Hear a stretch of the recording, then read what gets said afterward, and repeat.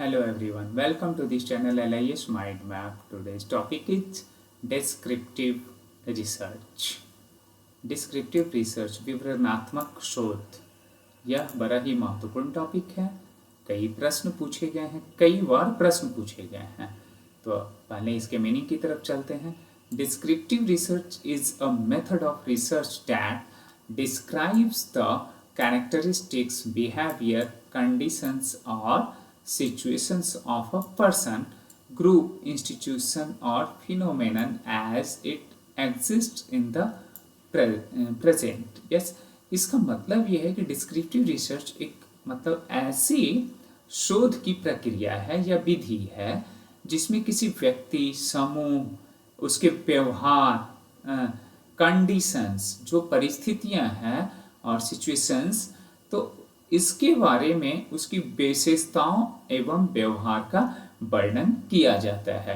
तो यह हमारा क्या कहलाता है?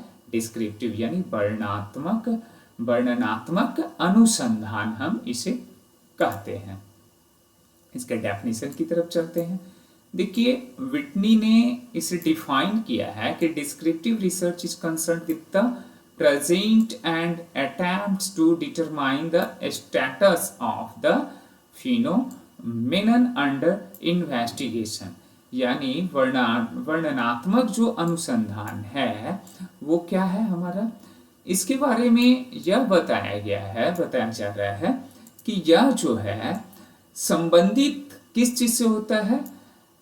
अध्ययनशील घटना की स्थिति एवं निर्धारण करने का प्रयास करता है। इसका मतलब है कि यह concern with the present and attempt determines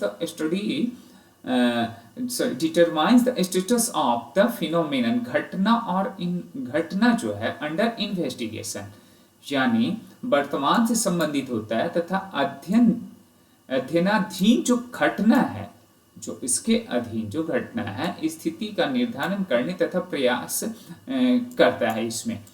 अब डिस्क्रिप्टिव का मतलब तो यह समझ में आ रहा है कि वर्णनात्मक यानी कि वर्णन करता है, एक्सप्लेनेशन करता है, ये हमारा डिस्क्राइब करता है। It is the descriptive research. अब ये डिस्क्रिप्टिव रिसर्च जो होगा, ये इसकी जो डिफरेंट हमारे ऑब्जेक्टिव्स हैं वो क्या है, इस पर भी चर्चा करते हैं और देखते हैं। तो देखिए, ऑब्जेक्टिव जो है डिस्क्रिप्टिव रिसर्च का, वो कहता है टू डिस्क्राइब प्रेजेंट कंडीशन, यानी ये पास्ट को नहीं करेगा, जैसा कि हम लोगों ने हिस्टोरिकल में डिस्कस किया था। इसमें यह बताया गया डिस्क्रिप्टिव जो आपके रिसर्च हैं कि ये वर्तमान परिस्थितियों का वर्णन करता है। टू डिस्क्राइब प्रेजेंट कंडीशंस, इसमें क्या करते हैं? टू कलेक्ट फैक्चुअल इंफॉर्मेशन, यानी तथ्यात्मक जानकारी एकत्र करना। इंफॉर्मेशन जो होगा वो कैसा होगा? हमारा फैक्चुअल होगा, तथ्यात्मक होगा।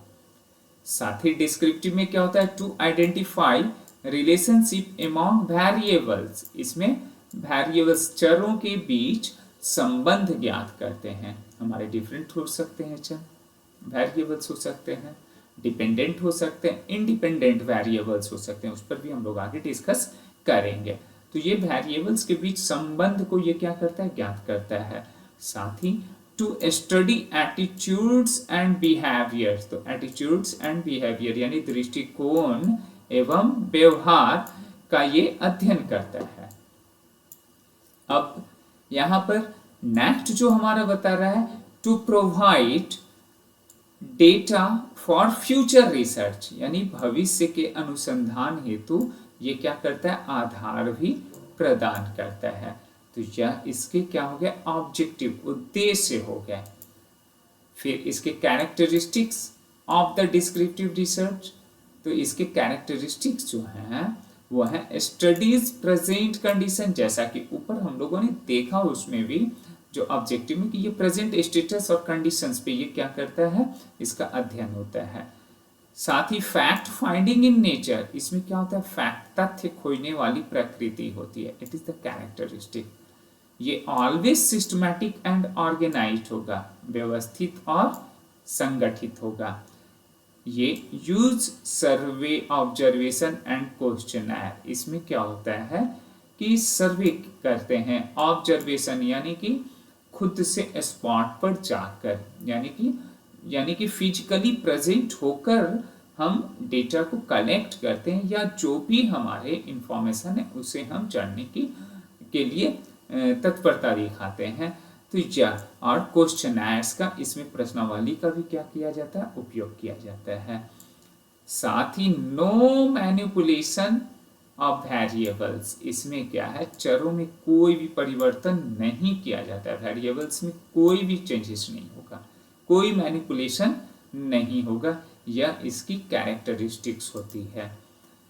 अब देखिए different types of the descriptive research है।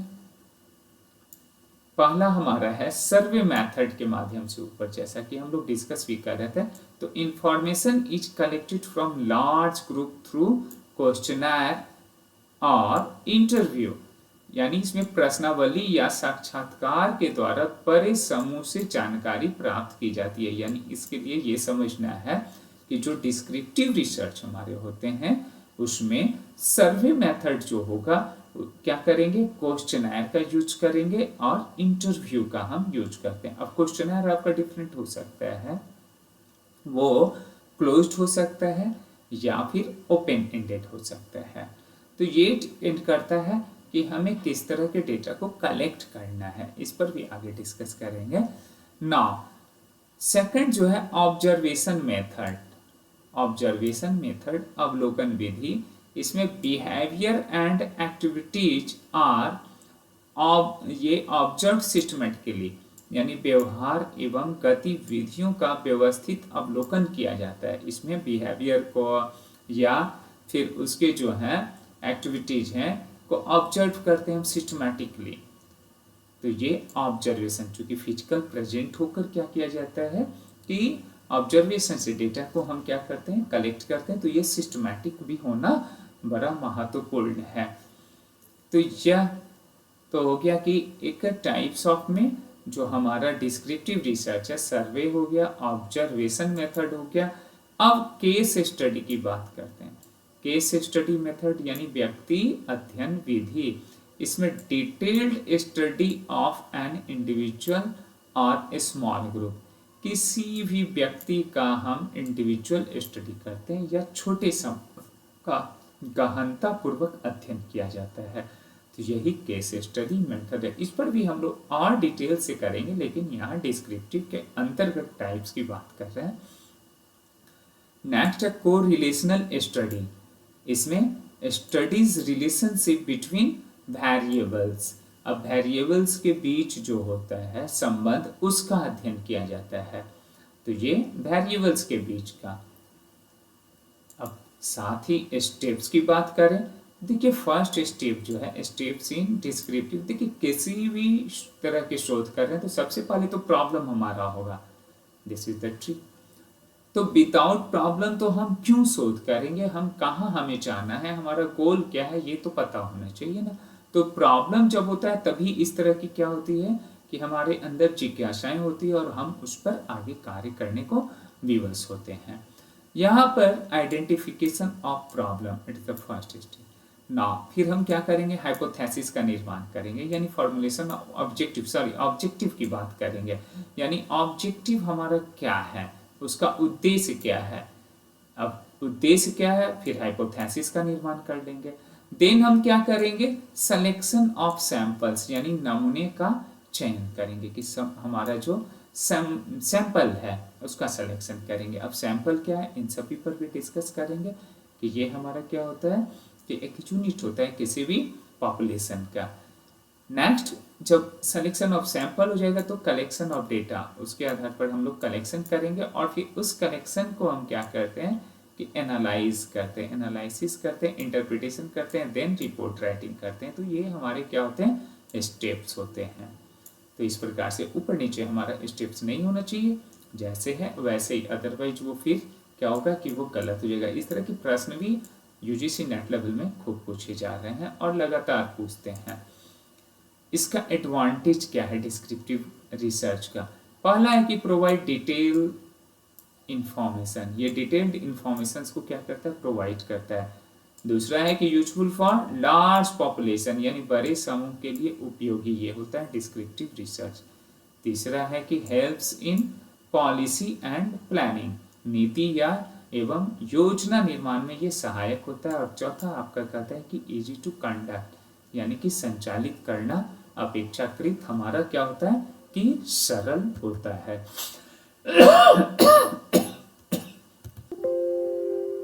अब फिर नेक्स्ट हम लोग बात करेंगे इसके एडवांटेज के साथ कि क्या लिमिटेशंस भी इसके हैं। अब देखिए लिमिटेशंस तो है, can not establish cause and effect relation, ये कारण और परिणाम का संबंध स्थापित नहीं कर सकता है।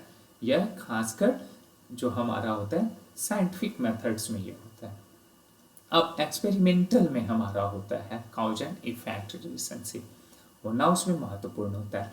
इसमें पॉसिबिलिटी ऑफ बायसेस यानी पक्षपात की संभावनाएं रह सकती है, तो संभावनाओं को यहाँ कहा गया। Depends on accuracy of data, यानी आंकड़ों की शुद्धता पर निर्भर है ये कि डेटा हमारा कैसा है, उसके अकॉर्डिंग हमारा रिजल्ट आएगा। And time consuming with large sample अगर हम कलेक्ट कर रहे हैं तो स्वाभाविक है कि हमें समय तो लगेगा ही, तो यह इसका लिमिटेशंस हो गया।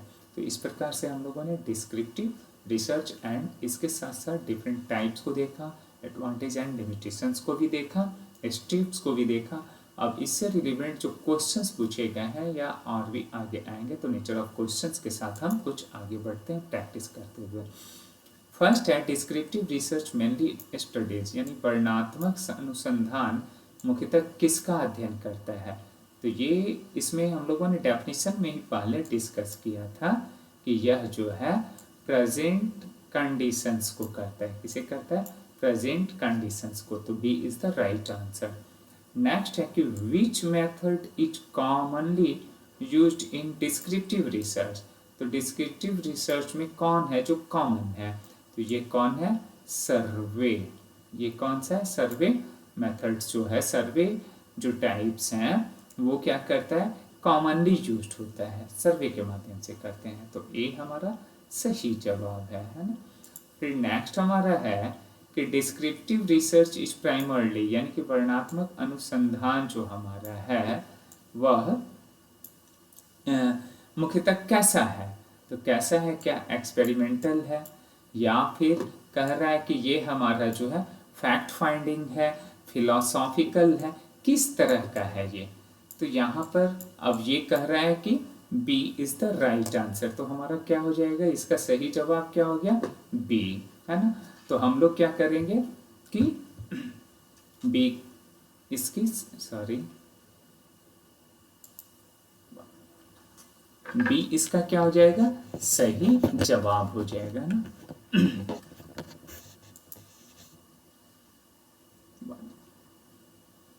आगे हम लोग देख रहे हैं कि आपका जो है which tool is frequently used in descriptive research. तो डिस्क्रिप्टिव रिसर्च में हमारा जो है कह रहा है कि कौन सा जो है ये वर्णनात्मक अनुसंधान में कौन सा उपकरण प्रायः उपयोग किया जाता है। तो कौन सा किया जाता है? यहाँ पर इसका जवाब है क्वेश्चनायर। जैसा कि इस पर हम लोगों ने फर्स्ट वाले को किया था, fact finding is the right answer. तो डिस्क्रिप्टिव रिसर्च में प्राइमरली, एंड इसमें हमारा क्या हो गया कि क्वेश्चनायर जो है वो सही जवाब है, B is the right answer. आगे बढ़ते हैं और देखते हैं कि descriptive research does not usually, वर्णनात्मक अनुसंधान सामान्यतः क्या नहीं है। अब नॉट को यहाँ क्या किया है? अप्लाई किया गया है। तो नॉट में अब हमारा क्या हो जाएगा? है ना, डिस्क्राइब कंडीशन, कलेक्ट डेटा और एनालाइज इंफॉर्मेशन। तो ये सभी सही हैं हमारे। जो नहीं है, नॉट की बात की जा रही है ना डिस्क्रिप्टिव रिसर्च में, तो ये क्या है? Manipulate variable. तो नॉट वाला इसके अकॉर्डिंग ये सही जवाब है, यानी कि C is the right answer. Now observation method involves, अवलोकन विधि में क्या किया जाता है? क्या करते हैं इसमें? Systematic watching of behaviour. तो सिस्टमैटिक वॉच करते हैं हम बिहेवियर का। तो B is the right answer. Next कहता है कि case study method focus on, case study method हम जो फोकस करते हैं, केंद्रित करते हैं, वो किस पर करते हैं? क्या लार्ज पॉपुलेशन पर? No. Weather forecasting no, market analysis no. तो ये हमारा क्या है, इसका सही जवाब क्या है, detailed study of an individuals. तो सी इसका सही जवाब है। डिस्क्रिप्टिव रिसर्च हेल्प्स इन, वर्णनात्मक अनुसंधान किसमें सहायक है, किसमें सहायक है ये डिस्क्रिप्टिव जो होता है ये पॉलिसी मेकिंग में हमारा क्या होता है, सहायक होता है। Now which is a limitations of descriptive research, हम लोगों ने लिमिटेशंस पर भी डिस्कस किया था। तो देखिए ये क्या था, can not establish cause and effect, cause and effect को इसमें नहीं करता है, हम लोगों ने एक्सपेरिमेंटल पर ये करता है, आगे तो हम लोग डिस्कस करेंगे। तो काउज एंड इफेक्ट, राइट। तो इसका सी जवाब है, सही जवाब। The first step in descriptive research is, अब फर्स्ट स्टेप क्या होगा, तो आइडेंटिफिकेशन ऑफ प्रॉब्लम। किसी भी शोध का क्या होता है ना कि ऐसे भी कॉमन है ये कि आपका क्या करेगा कि आइडेंटिफिकेशन ऑफ द प्रॉब्लम, यानी कि प्रॉब्लम ही हमारा होता है, देन हम रिसर्च पे आगे बढ़ते हैं। तो इस प्रकार से हम लोगों ने क्या की, कुछ क्वेश्चंस को भी देखा और डिस्क्रिप्टिव रिसर्च क्या है उसके डिफरेंट टाइप्स को हम लोगों ने देखा, और साथ ही साथ हम लोगों ने इसमें लिमिटेशंस को देखा, एडवांटेज को देखा, डेफिनेशन एंड मीनिंग्स को भी देखा। हमें उम्मीद है कि ये आपके लिए काफ़ी हेल्पफुल रहा होगा। और चलिए पुनः मिलता हूँ नए वीडियो के साथ। Thank you so much once again.